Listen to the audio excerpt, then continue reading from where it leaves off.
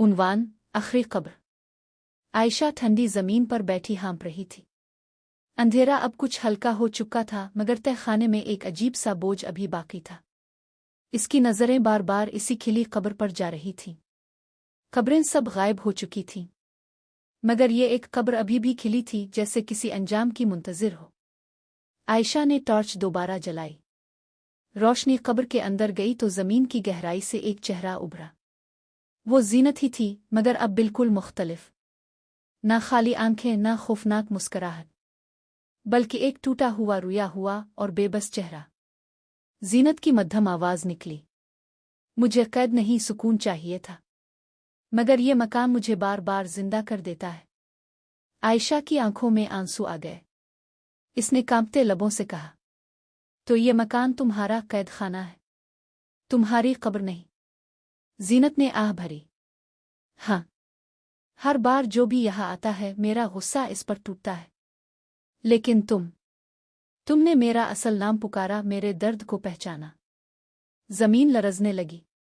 ऊपर के कमरे से दीवारें गिरने की आवाज आने लगी। पूरा मकान जैसे अपनी आखिरी सांसें ले रहा था। जीनत ने हाथ बढ़ाया जैसे मदद मांग रही हो। आयशा लम्हे भर को डरी, मगर फिर उसने हिम्मत करके जीनत का हाथ थाम लिया। अचानक कब्र से एक रोशनी फूटी। अंधेरों ने चीख मारकर पीछे हटना शुरू कर दिया। पूरे मकान की बुनियादें हिलने लगे। जीनत का चेहरा नर्म हो गया। शुक्रिया, तुमने मुझे आजाद कर दिया। अब ये मकान कभी किसी को कैद नहीं करेगा। ये कहते ही कब्र रोशनी में डूब गई। आयशा ने अपनी आंखें बंद कर ले। जब रोशनी खत्म हुई तो वो अकेली खड़ी थी। कब्रें गायब थीं।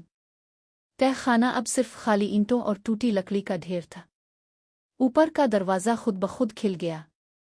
आयशा ने भारी कदमों से सीढ़ियां चढ़ी। बाहर आसमान पर पहली किरण निकल आई थी। इसने मकान की तरफ आखिरी बार देखा। अब वो सिर्फ मिट्टी और मलबे का ढेर था।